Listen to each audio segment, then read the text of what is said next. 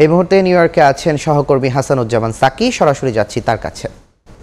Psaki, জাতিসংঘ সাধারণ পরিষদের ৮০তম অধিবেশনের যে মূল বিতর্ক পর্ব, অর্থাৎ বিভিন্ন দেশের রাষ্ট্র এবং সরকার প্রধানদের অংশগ্রহণ এবং যে অধিবেশনে সবাই ভাষণ দেবেন, সেই বিতর্ক পর্বটি আজ মঙ্গলবার স্থানীয় সময় সকাল ৯টায় শুরু হয়েছে এবং উদ্বোধনী পর্বে জাতিসংঘের মহাসচিব অ্যান্তোনিও গুতেরেস বক্তব্য দেন এবং তার পরপরই ব্রাজিলের প্রেসিডেন্ট লুলা ডি সিলভা তার ভাষণ ছিল এবং তারপরেই মার্কিন প্রেসিডেন্ট ডোনাল্ড ট্রাম্প তিনি বক্তব্য রাখেন।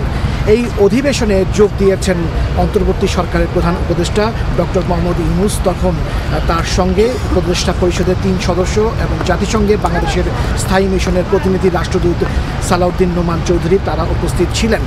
এবং এর আগে এই সেশনের আগে জাতিসংঘ মহাসচিবের দেয়া একটি সংবর্ধনা অনুষ্ঠানেও যোগ দেন প্রধান উপদেষ্টা এবং সেখানে বিভিন্ন দেশের রাষ্ট্র এবং সরকার প্রধানদের সঙ্গে তার দেখা হয় এবং অধিবেশনে প্রবেশ করার পর বিভিন্ন দেশের পররাষ্ট্র মন্ত্রী পর্যায়ের যে নেতৃবৃন্দ তাদের সঙ্গেও ডক্টর মোহাম্মদ ইউনূসের সাক্ষাৎ হয়েছে খুবই ব্যক্তিগত পর্যায়ে।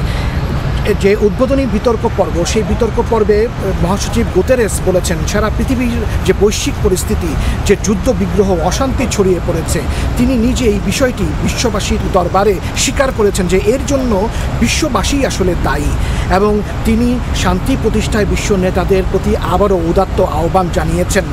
অপরদিকে মার্কিন প্রেসিডেন্ট ডোনাল্ড ট্রাম্প তিনিও কিন্তু আজকে সমালোচনায় মুখর ছিলেন জাতিসংঘের। তিনি বলেছেন যে বিভিন্ন ইস্যুতে জাতিসংঘ কার্যকর নয় এবং জাতিসংঘ অনেকটাই ব্যর্থ হয়েছে বলে তিনি অভিযোগ করেছেন।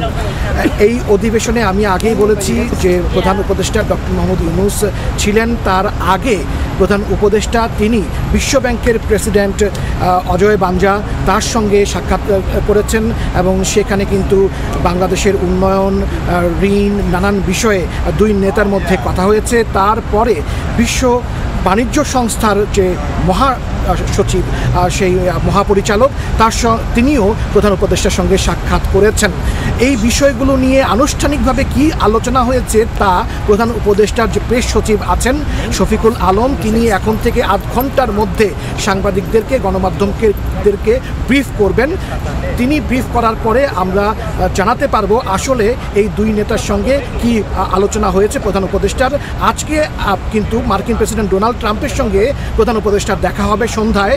ফার্স্ট লেডি মেলানিয়া ট্রাম্পের আমন্ত্রণে তিনি একটি সংবর্ধনা অনুষ্ঠানে যাবেন এবং ধারণা করা হচ্ছে সেখানে ব্যক্তিগত পর্যায়ে কুশল বিনিময় হবে।